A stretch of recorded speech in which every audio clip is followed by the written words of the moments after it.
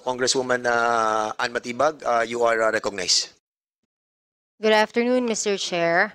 To the members of the committee and to the resource persons from the PNP, DILG, and other concerned agencies present here today, I come before you not only as a member of this Congress, but also most especially as a citizen of the Republic of the Philippines to express my utmost concern regarding the current situation in the 1st District of Laguna, City of San Pedro.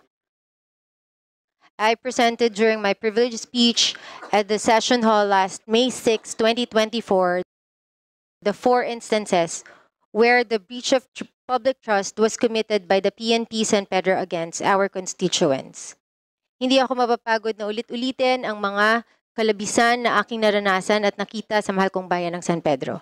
Kamakailan ay dumalo ako sa pagpupulong dito sa Committee on Public Order and Safety kung saan tinalakay ang Resolution number 1479 na isinusulong ni Deputy Speaker David J.J. Suarez at nasasaad dito ang panawagan ni Diaz Suarez upang siyasatin at imbestigahan ang violence, harassment, intimidation, and other criminal acts na nangyari bago, habang at matapos ang 2023 Barangay at Sangguniang Kabataang elections.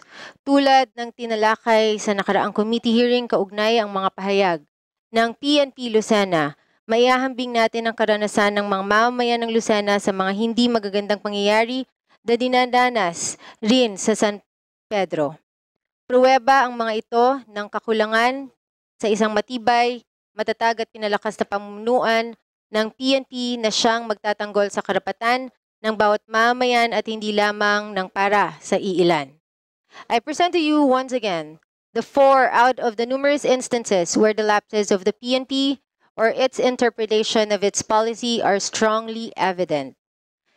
First, during the 2023 Barangay and Sangguniang Kabataan election, on orders of the Chief of Police, some policemen tried to bring the ballot boxes from Adelina Elementary School to the City Hall instead of rightfully bringing it to San Pedro Elementary School, the COMELEC designated canvassing center. Sa katunayan, ang trabaho ng kapulisan noong nakaraang eleksyon ay hindi ang magdala o mag-deliver ng balota, ngunit ang magbigay ng security sa COMELEC at DepEd personnel. On a personal note, I myself experienced the arbitrary discretion of our Chief of Police during the GSIS Fiesta celebration. The COP pulled out and recalled the policemen on patrol duty in their area of responsibility who were providing security and crowd control during the said festivity. This is unbecoming, most especially as I, a congresswoman, was present and was acting on official duty and engagement with our constituents. Sa gitna ng karamihan ng tao at kung saan ako ay dumadalo bilang kinatawan ng Kongreso, noong pa tinanggal ang patrolmen na siyang nagbabantay ng kasiguridad at kaayusan sa fiesta celebration. The third instance happened on December 15, 2023 during the scheduled ABC elections as instructed by the Liga ng mga Barangay National Chapter. Police officers armed with high-caliber firearms cordoned and locked the session hall of the Sangguniang Panlunsod of the City of San Pedro.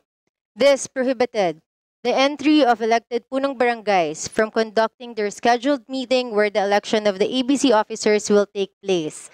Sino naman po ang nasa tamang kaisipan ang gagawa ng gantong klase ng paglalabag at paggalang sa mga elected officials ng ating bayan? Ang mga hinalal ng bayan ay hindi dapat pigilan sa kanilang magampanan ng kanilang tungkulin. Hindi makatarungan, hindi patas at hindi makatao. Dagdag pa rito, ipinakita ng mga kapulisan ang kanilang pagmamalabis nang sinubukan nilang arestuhin ang isang tao na nakapaglagak na ng piyansa. Dumating ang mahigit kumulang 30 policemen, armado ng malalakas na kalibre ng baril at SWAT equipments at kotse, kasama ang social media teams at City Public Information Officers sa pangunguna na naman ng hepe ng pulis ng San Pedro. Sinubukan nilang takutin at arestuhin ang isang elected barangay kapitan sa katauhan ni Kapitan Eugenio Inion Jr. sa kabila ng kanyang pag-comply ng bail requirements. Isang injustice ang naganap sa harap ng tahanan ni Kapitan Inyon. Nasaan ang katarungan? Sino nga ba ang pinagsisilbihan ng kapulisan ng San Pedro? Imbes na magbigay ng kapanatagan, ang ating kapulisan ng San Pedro City, ang liderato nito ay nagdudulot ng kaguluhan, pananakot at masamang imahe ng kapulisan sa mga nakakakita ng kanilang buktot na operasyon. In multiple occasions, we have relayed this information to the Regional Director and Provincial Director of the Philippine National Police. However, the lack of response, investigation, and action on these grave matters led me to this very day. Alam ko ang proseso. Alam ko kung saan dapat unang idulog ang panawagan ng bayan ng San Pedro ukol sa aming kapulisan. Ngunit ako ay hindi pinakinggan. So saan pa ba ako pupunta at hihingi ng tulong kung di sa mababang kapulungan?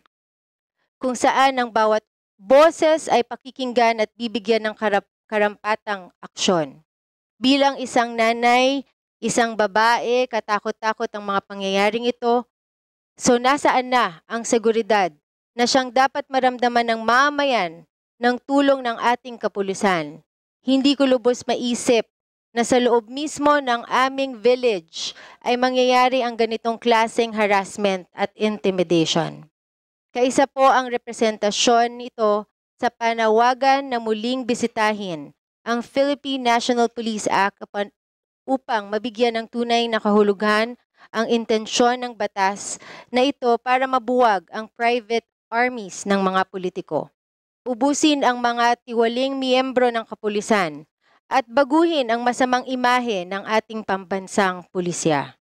Bilang kinatawan ng San Pedro sa Kongreso, lalo't higit bilang Lagunanay na ang tanging tungkulin ay tiyakin ng kapakanan, katiwasayan at kaligtasan ng bawat mamayan, nais kong magkaroon ng malinaw na pulisiya upang hindi na maulit ang mga pangyayari sa bayan ng San Pedro, sa bayan ng Lucena at sa bawat panig ng bansang Pilipinas. Nawa ay maging instrumento ang lahat ng ito upang ating makamtan ang kapayapaan patungo sa bagong Pilipinas. Maraming salamat, Mr. Chair.